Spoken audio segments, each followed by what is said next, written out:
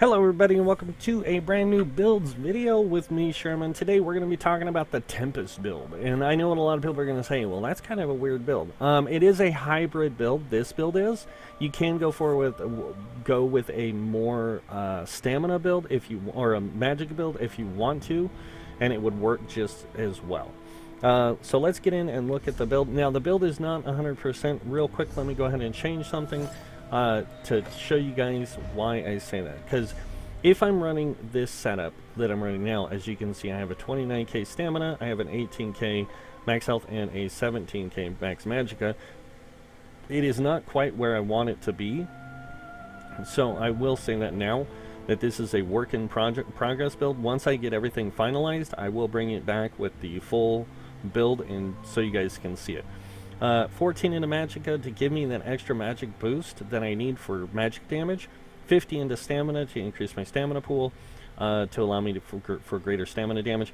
This build does not work as a pure stam or pure magicka build because it is a hybrid build, and the way the damage works is it focuses on doing both magic and weapon damage at the same time, so it does both. That's why the spell damage and weapon damage are equal there and there as well. And as you can see, when I flip bars, my critical goes up for spell, my critical goes up for weapon damage because of the way it works. I do have the Thief Mundustone, and as you can see, major savagery on one bar, major proficiency on the other. And it's just to kind of balance out the build so it works a little better in a lot of ways. I know a lot of people won't see it that way, but I do, and that's the benefit of it. So a really fun build to play. I've been loving it, but let's go ahead and get into the gear now so you guys can see it. If you guys also wondering why my resistance has changed, is because I don't have a sharpened weapon yet on for the Spriggan's weapon. I have a defending one, and I'll get to that in a second. So I do run 5 pieces of light armor with a 1 piece heavy and 1 piece medium, so I do the 5-1-1 with this build, just for the benefits of having the heavy armor and the medium armor, and also for when I get my Undaunted passives unlocked. So let's go ahead and show off the build. I'm going to go ahead and throw this back on, even though it's going to change some things about my character, which is fine. I lose 1,000 stamina and I gain 1,000 max health, but that's because I only have the heavy helm right now, and I thought I had the light version, but I guess I didn't, and I would like to get this in heavy. Or in light eventually with it infused, and I'll explain why I want it infused. And I want to get this Divines. So it runs with the Tempest or the Stormfist set to give you the extra damage, because Sorcs get 5% more damage with shock and 5% more damage with physical, and this is a great combo for the Sorc, because anytime you deal damage you have a 10% chance to create a Thunder Fist to crush your enemies. So it goes off a lot, and I'll show you guys that here in a second. I run 5 pieces of Pelinals for the benefits of the max health, the stamina, and magicka recovery, because you can't get a lot of stamina magicka recovery unless you have this setup. So that's the benefit. You don't get a really high magicka recovery or stamina recovery, but as you can see, my stamina is pretty high, so I do get a decent recovery, and it does help when you're in a dungeon if you're focusing on doing both types of damage. You get them back pretty easily, I'll say that. So Pelinals helps with that. But the 5-piece bonus is what I went for. Your weapon and spell damage both become the highest at 2 values. That means if your spell damage is higher than your weapon damage, your weapon and spell damage will be equal to whatever your spell damage is, and vice versa. Mine is based on weapon damage, so my weapon damage is the highest, and as you can see when I flip bars, my weapon damage goes up, because I'm on my other bar, I am running more Fighter's Guild, and I'm using Dual Wield, which gives me 12% more weapon damage. Or it gives me more weapon damage. On top of that, I also have Spriggans here, and with running 5 pieces of Spriggans, I get extra physical penetration. With wearing 5 pieces of light, I get extra spell penetration. But since I don't have that right now, because I'm wearing this 1 heavy piece, I'll show you guys how this works with either or, so you guys can see that. The Spriggans, though, is all robust, of course, and then it all has weapon damage on it. I just put the blue weapon damage on here, the blue glyphs, because I figured it'd be best than wasting the purple ones for now. So I will be changing these to purple, eventually gold on all these, and gold on the weapons as well. Guess I should charge these. I go through a lot of charges, let me tell you.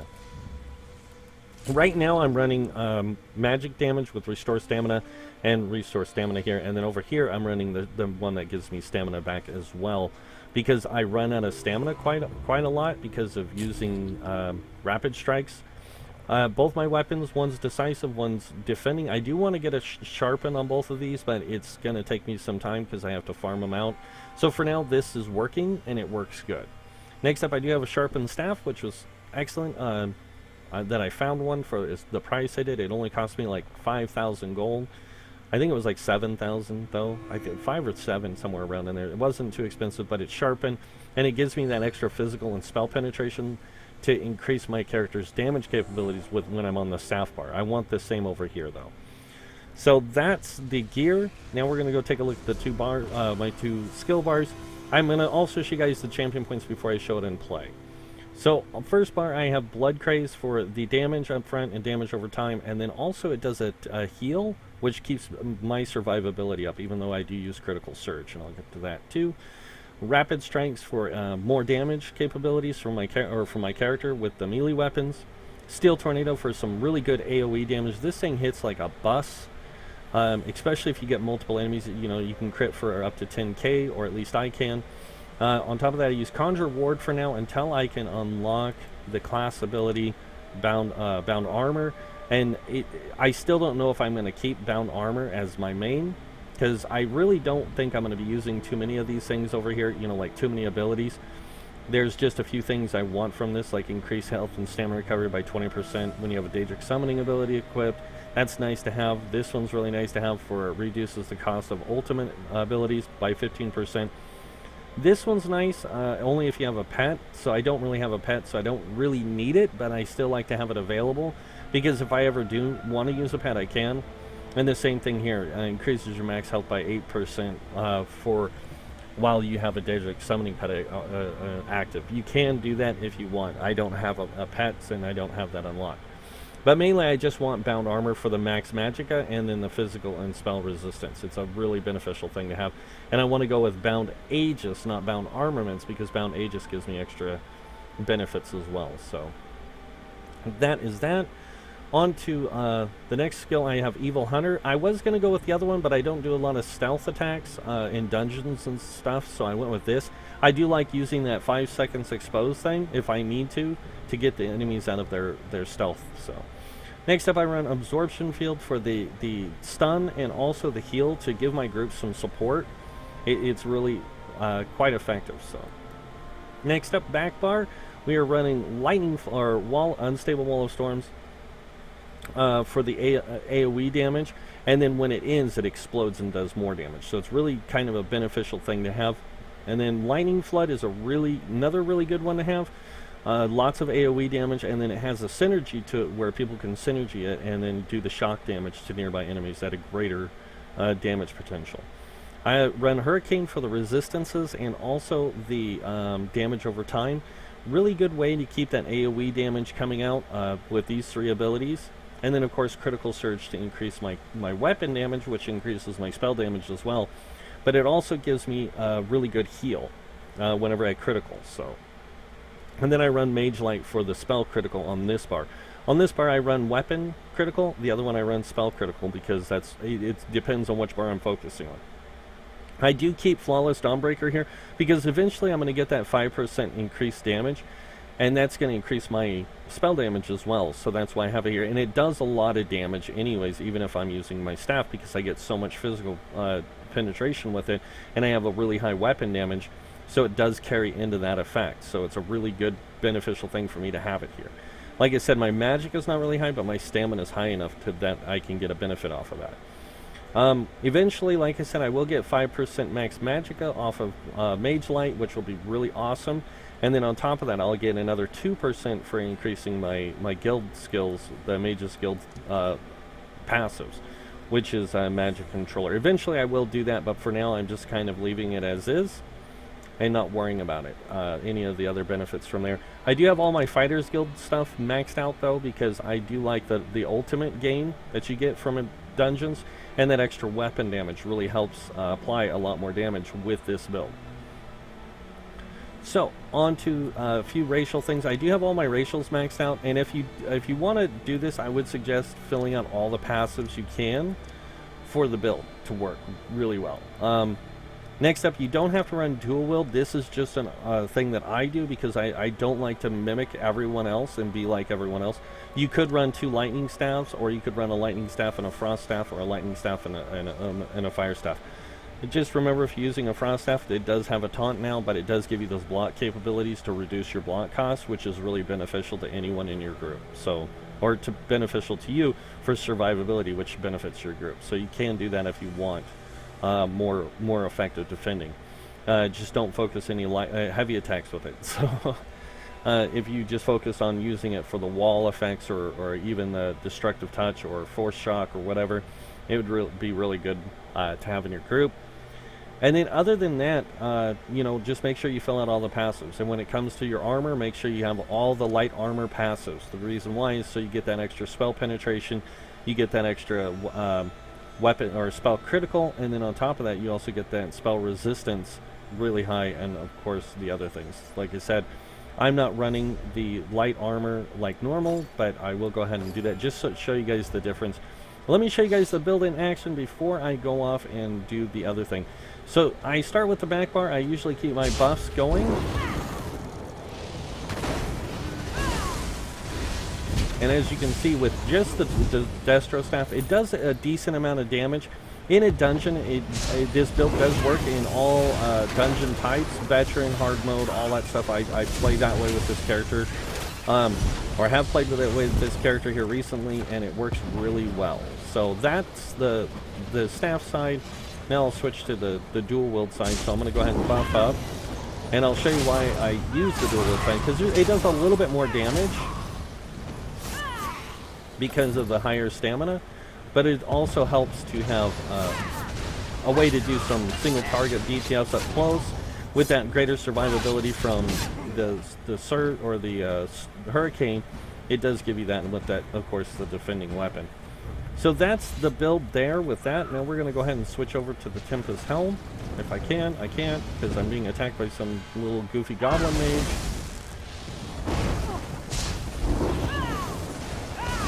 Go ahead and burn him down real quick. And then let's go ahead and switch up on this, so you guys can see it and its effect in combat, because it does help out to have it. Even if you don't have the right setup, you can do it. I am wearing one heavy chest and light medium leggings, so I get the greater resistance out of them. But we'll go ahead and head up here, and I'll show you guys how effective this Tempest set, or the Stormfist set, is, and why this is called the Tempest, because of all the lightning damage that the build does.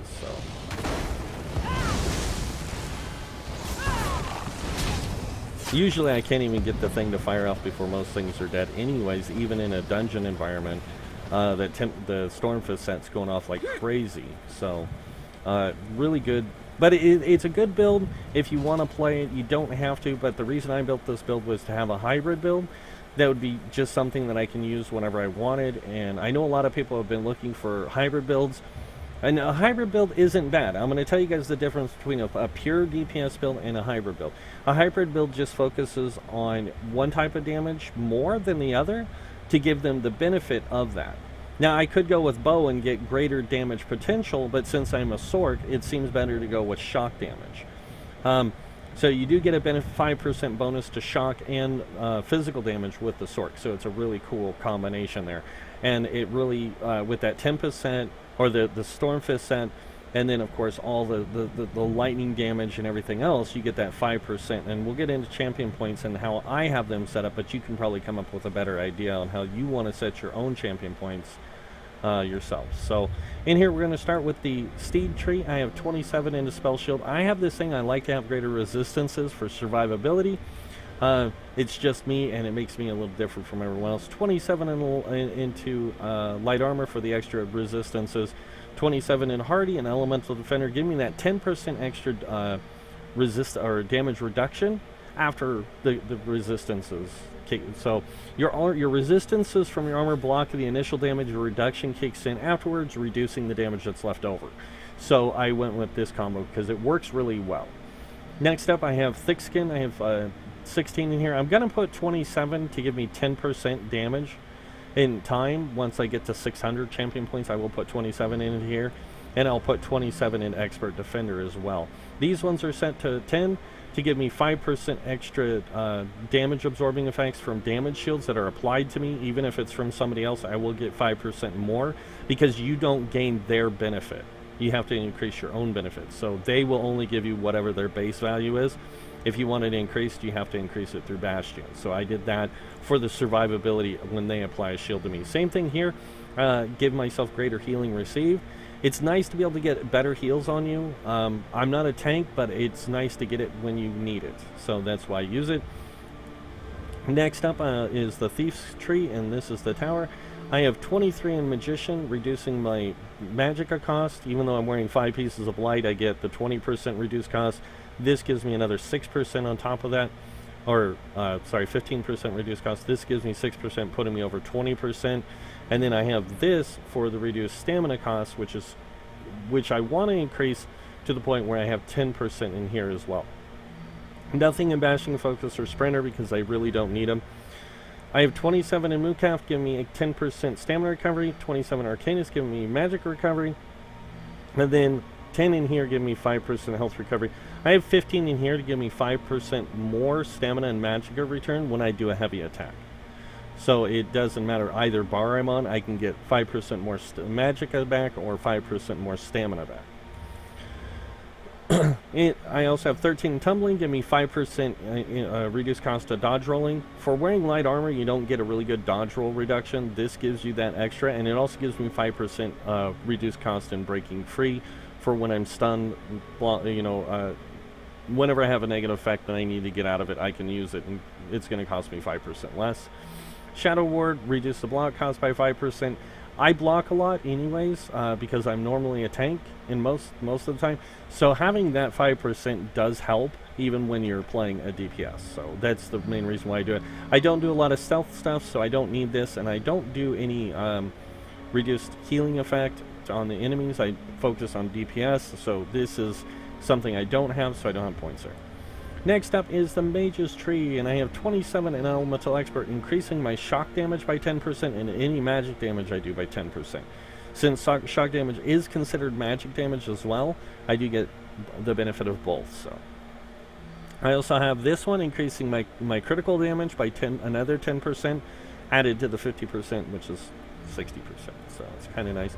I do have 27 in here to increase my light and heavy attack damage when I'm using my dual wield. I don't do it on my staff, and the reason why is because I do get more benefit out of this. So that's why I didn't do it here, because I don't do a lot of light and heavy attacks. I weave them into my attack rotation so I can get, when I need resources back, I can do that and I can apply more damage. So over here I have 31 in the Mighty. I will have this up to hopefully 75 is what I'm hoping. And if I can, then I will get 20% more damage from physical damage, and I'm still up in the air on whether or not that's going to be something that's going to be worthwhile. I have 10% or 27 in this, giving me 10% extra weapon critical, and then of course 10 in here, but this will go up to 27, increasing the effectiveness of my damage over time abilities by another 10%, which gets added to this 10%, which gets added to that other 10%, and so on and so forth. The main reason why I did these, though, is to get the weapon critical and spell critical benefits. So that is the champion points. You can set your champion points how you want, but this build does work really effectively for what it does. It does both magic and melee damage, and you don't have to focus a lot of points. Like, you don't have to have high attributes to do a lot of damage if your spell damage and weapon damage is really high as well. You can get more potential if you focus or dedicate yourself into a more magic damage or more stamina damage, but this one does work pretty good with what it does. Like I said, I do use it in all normal dungeons, vet dungeons, and hard mode dungeons. I have not done it in trials yet because I don't feel ready or like it's at its right place yet, because I don't have this in light yet. So once I get that in light, I will be using it. So for now, this is my setup. And it works good. Like I said, I can apply damage in both, magic and stamina. It works out really well. I I can usually, you know, solo world bosses with this build really well too, because I get the critical surge and everything. Most, not all, but most of them. So, oops. So it's a really, it's just a really interesting build to have if you want to use it.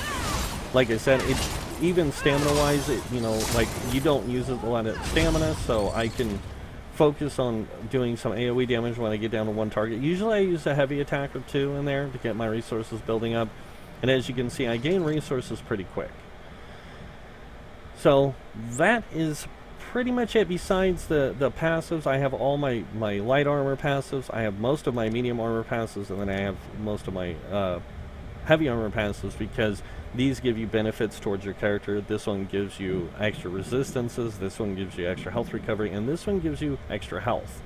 And then of course with medium armor you get the increased weapon critical by a little bit, you get the extra stamina recovery, and then this one gives you the sneak thing. This also gives you reduced cost, so it's kind of nice to have that extra bonus. And then of course all the light armor passives help you with all your damage and everything. So the combination of the two, light armor with the Spriggans, allows me for extra penetration as well, so I get a lot more damage potential out of my character, doing both physical and magic damage. And like I said, if I had 2 sharpened Spriggans weapons, my damage potential would be even greater. So, but that's it for the build, guys. I hope you guys do like it. If you do, please hit the like button. It'd be greatly appreciated. If you guys want to see more videos by me, you can hit the subscribe button. If you guys do enjoy this video, yeah, that'd be nice. But other than that, that's it for the build. If you guys want a little bit more detailed information on the build and stuff, like, you know, want to see a spreadsheet and things like that, I am working on doing that. It's just taking me a little bit more time because I have to do the whole layout and everything, and then upload it and all that. I do plan on working on doing that. It's just, like I said, it's time consuming, and I'm trying to work in some other things into my YouTube channel first before I get into doing that. But I do plan on eventually doing things like that and posting it up on the forums, so you guys get a more general idea of how the build's set up, and then you guys can, you know, see for yourselves what that stuff is, and then go into the other stuff yourself. But that's it for now. If you guys, you know, like I said, have any questions, just let me know in the comments below. Until next time, have a wonderful day, and I will see you all later. Bye.